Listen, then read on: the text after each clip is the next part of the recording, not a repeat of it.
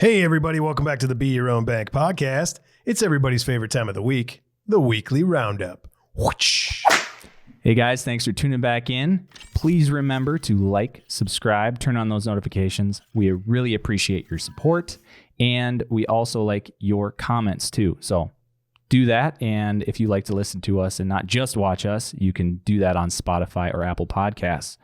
So let's get into it this week. We are doing a special weekly roundup. We are going to deep dive into the Ethereum merge that just happened on September 15th, and it went out without a hitch. So, nice. Yes, nice indeed. We want to talk to you about what it is, why was it necessary, how did it go, do you need to know anything about it, and how does it affect you? So, starting with, what is it? What is the merge? Why did it happen? What is it? What is it? I'll tell you. Well, basically, what happened was we moved from proof of work to proof of stake. And briefly, that again means we stopped using computers that mine crypto, and we started using computers that verify transactions through a staking process. So if you have a stake in the currency, which is 32 Ethereum, you're able to put that up in the network, and that gives you rights to verify transactions. So it's much better for the environment. Much better for the environment because it's not these warehouses filled with machines that are constantly running and processing transactions. It's maybe a couple computers that just need enough hard drive space to store the blockchain, and you just need a little bit of ether, a little bit being $50,000 worth, to prove that you are someone that isn't going to try to mess up the system, because if you do, your stake gets slashed. You lose some of that money. So you're not gonna jeopardize your stake to improperly verify. That's the hope.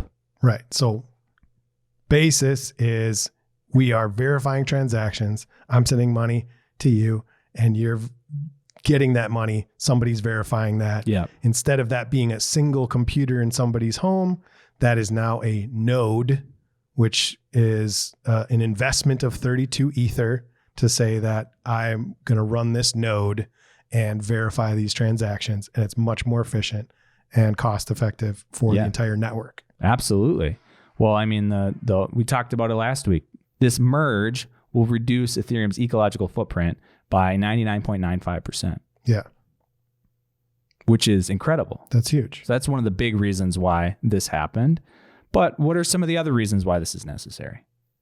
Well, our transactions on Ethereum are slow, not as efficient, can be expensive. Of course, the high energy consumption.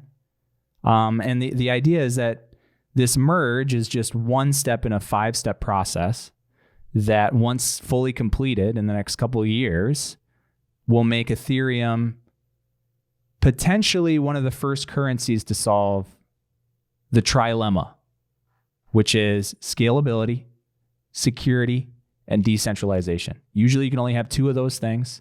Bitcoin, for example, has security and it has decentralization, but it's not scalable. So when you say scalable, what do you mean by scalable? Scalable means that we can reach a wider group of people and transact a lot more in a short amount of time, right? So when you swipe your Visa card, they're scalable. They can handle tens of thousands of transactions a second. Ethereum can only handle a few. Old Ethereum.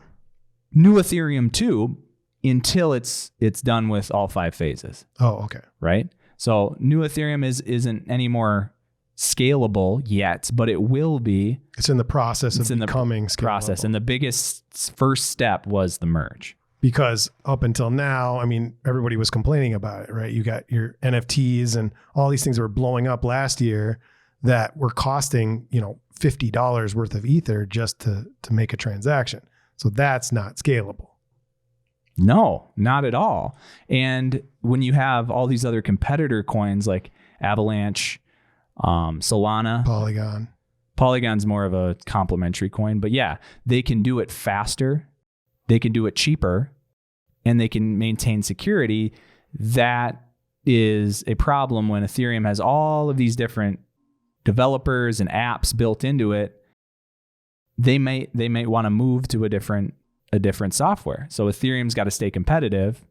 It's also got to reduce its energy consumption. And so this is a big step in that direction. The developers say that this first step, the merge, is contributing to about 55% of the total completion. And then some of the other ones, I like these. It's a 5-step process. It's a 5-step process. So we've got the merge, which is done. Right. Then we have the surge, which is supposed to happen beginning of next year. And what that will do is it'll introduce this thing called sharding.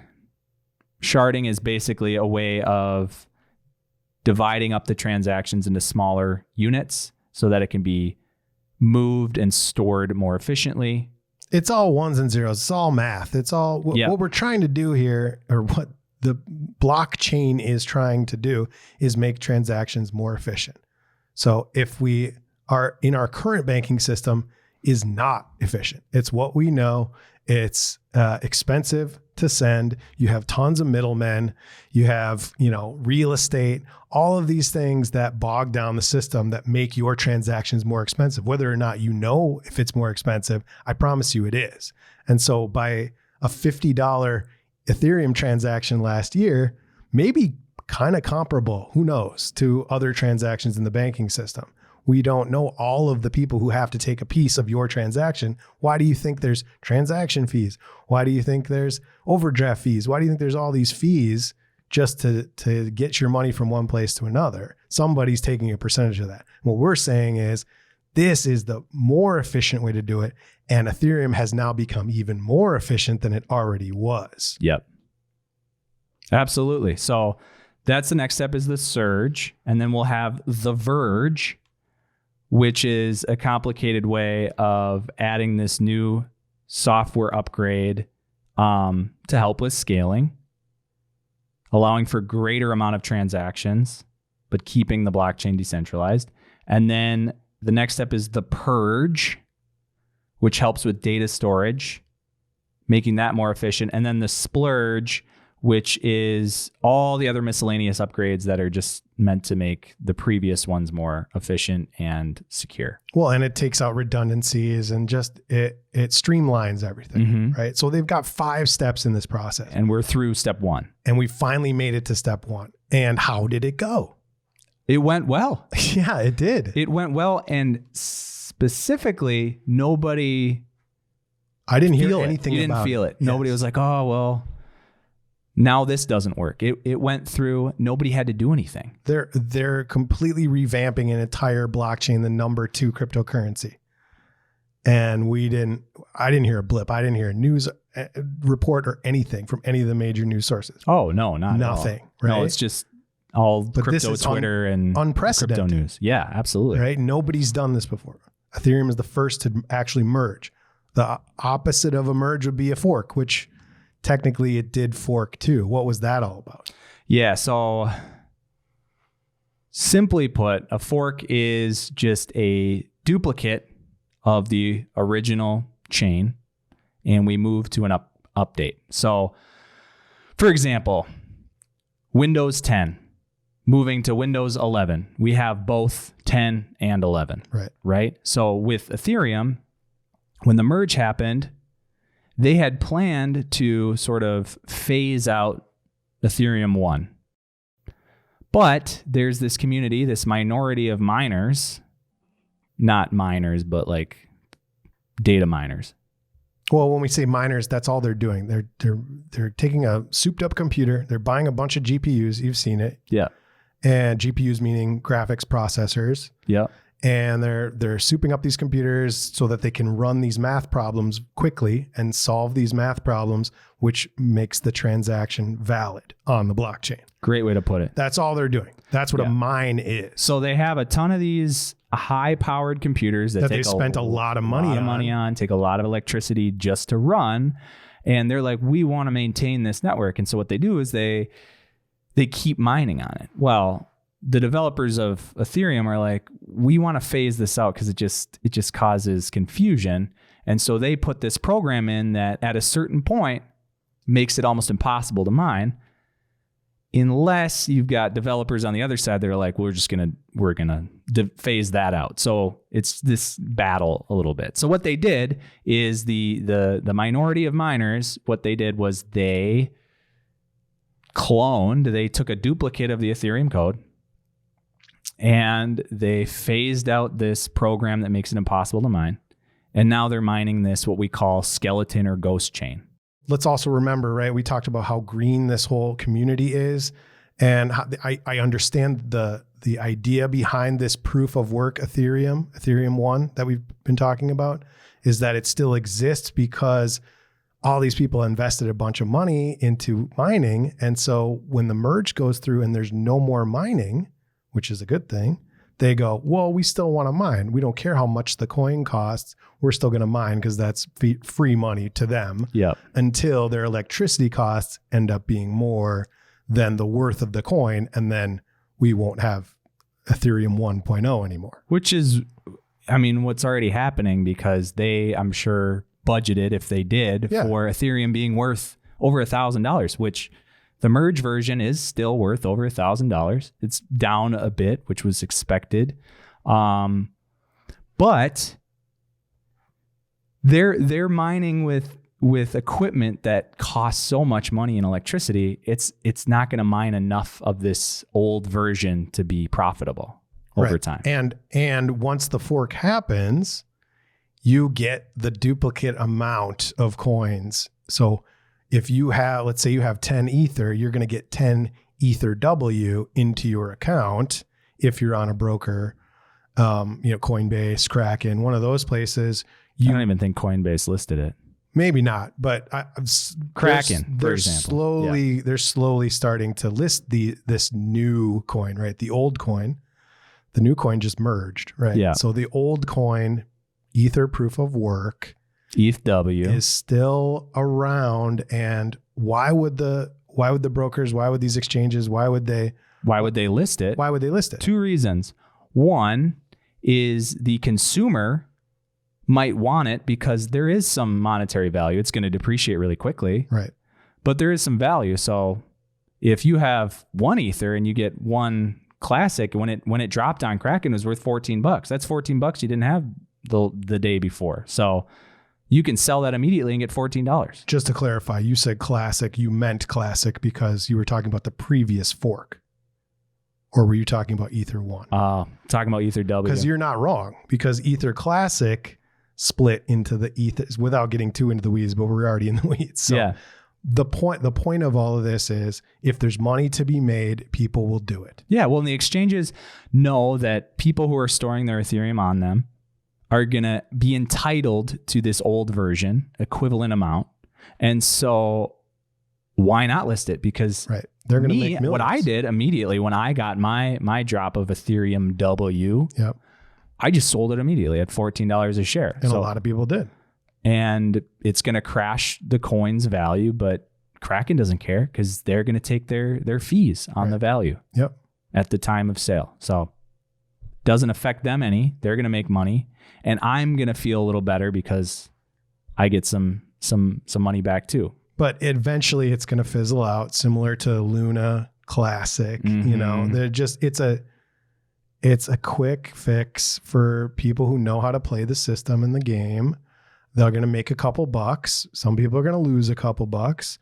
But the most important thing is that the Ether 2.0 merge, the Ether that will be the Ether that we all know and love forever, in my opinion, that is going to stand the test of time, because all of the apps that are built on this blockchain are migrating to Ether 2.0 and leaving Ether 1.0 behind. Yeah, the analogy that I think of is like, imagine if you had like an iPhone 7 and the iPhone 10 comes out.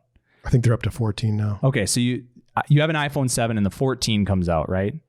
And everybody's switching over to that. Let's say you move all your apps from your 7 to the 14. You know, now you've got this skeleton, right? Like they say, you've got this skeleton phone that does the bare minimum But it isn't supported by Apple. So and it's you're not getting the update. In value. It depreciates in value. You're not getting the updates. Right. So it's not as secure. Yeah. Nobody's supporting it. Right. So you can use it great, but it's not the new thing. Yeah. And your new apps aren't going to work on it. Yeah. It's like it's your trade-in value, right? Mm-hmm. Like you can trade up. That's what we're doing with this, with the merge, is you're trading up to the newest, best technology. You're getting the equivalent value. And if you don't trade up, now you're stuck with something that is not going to function in the way that it was meant to. So the next question is, do you need to do anything about it if you have Ethereum? Yeah, because I mean, this is a big update. It's transferring thousands of tokens over to a new network, applications. It's huge. It's an overhaul. It's a migration, a merge, right? So you would think, well, I got to do something about it. If you have your money on an exchange, you don't have to do anything. It's automatic. If your money's in MetaMask, it's automatic. It automatically converts to the new Ether. Yep, and you're ready to go. And if you're on the right exchange, then you'll get your drop of Ether 1.0. Which I must say is taxable because it's considered an airdrop, and airdrops are taxable at the value of the coin when it hits your account. So there are softwares that will help you figure that out, but you must know that if you sell it, and let's say you make, I don't know, a couple $100, that's taxable income at the price of airdrop, and you should know that before you spend it all. Yeah. So it's not free money is what it's you're not saying. free money. No, Yeah. no, not at all. Yeah. But let's say, so for those who are just passively investing in Ethereum, nothing to worry about. If let's say you actually locked up some of your Ethereum in one of these exchanges because you were waiting for 2.0, because a year ago you could lock up whatever amount of Ether. If you didn't have 32 Ether to start your own node, you could go to Coinbase and say, hey, I'll give you my Ether. You lock it up. You start your own node and you pay me dividends from that, basically. Yep. And they take a big cut to manage the node. No fuss, no muss. You're not worrying about it. You're just getting interest on that. So if you decided to lock up some of your Ether, then now that the merge happened, now you can take that out, right? Wrong. Unfortunately, you still can't take it out. There are a few stipulations. It's going to be locked for another 6 to 12 months. And on top of that, once it becomes unlocked, there will be a limit on how much can be withdrawn at any given time period. Because they don't want to run on the bank. They don't want to run on the bank situation. And a lot of people are in a loss. So some people might be like, I want to just sell it as soon as I can get it out. So they're gonna limit the amount of that you can pull out, and that'll be per, what's it called again? Epoch? Epoch, which is like 6.5 minutes. That just sounds like not enough time for an epoch. Right? No, it doesn't. Because I think of eon when I think of epoch, and that's like super long. So yeah. Anyway, the point is that way the value doesn't crash immediately. Yeah. Because there's not as much access to it. Now, the one thing to note is if you did get those dividends, if you did get that payback paid out in Ethereum, that will be accessible immediately once this Shanghai update happens. So you can pull all that out. Anyone can pull all that out, but that could flood the market in some respect. Chances are it won't, because when people locked up their Ether was a higher value than it is now. So you probably wouldn't want to take a loss. Plus, the people who locked up their Ether probably aren't really worrying about liquidity. So those are two things to consider. And shout out to Coin Bureau. I heard that from him. That makes perfect sense to me and gives me a little more reassurance that it's not going to go down to $300 or whatever once this new update comes out. Yeah, absolutely. But all this sounds really great. What are the concerns? Because this isn't perfect, and there are some issues that are boiling up after this whole merge went through successfully. One of the big concerns is the SEC, Securities and Exchange Commission. They are now looking at proof of stake coins with more scrutiny, potentially because they could be securities. We've talked about the Howey test. Fourth pillar being, gains made from the efforts of others. With Bitcoin, They've deemed it a commodity because of just how the structure of the mining process works with proof of stake. Currently, it tends to be a bit more centralized with people staking in big commercial platforms like Coinbase, Kraken, Binance. And Coinbase and Lido have about 42% of the total staked coins in their control. So what we were just talking about, right? You put it onto an exchange, you lock it up. They're getting all of the benefits and paying you out a percentage of those benefits. The fact that you are investing in Coinbase with a return on investment model that you will be paid out based on the work of others, which is technically Coinbase at that point, which is the centralized authority. Yeah. That's under the jurisdiction of the SEC. Whereas if you had your own node of 32 Ether, which is a lot of money. It's a lot of money. But you don't have to have your own node. You could pool a node with other people, right? Which I feel like is what Lido's less centralized, but maybe I'm wrong. Okay. But the idea being that proof of stake is this decentralized entity that is not under the consideration of the SEC. Coinbase is. That's why the SEC has any ground to stand on that it could potentially be a security. But once again, we're just saying that the government is out to find the flaw instead of solve the problem.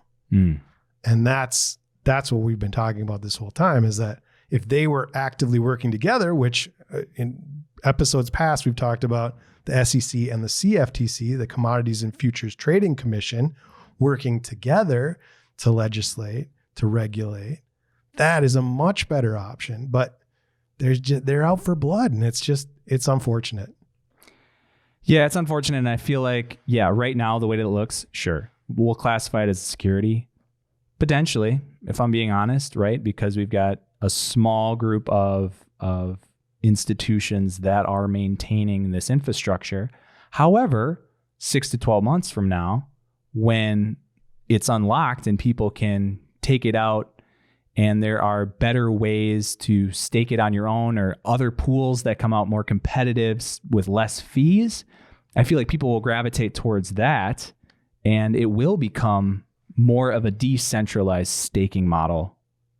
And if you take it on yourself to start your own node, figure out a way to get your friends together, start a node, you know, get some paperwork involved, whatever it is. But that's the beauty of this, is that we're the crowd. We're a bunch of people as opposed to a centralized entity.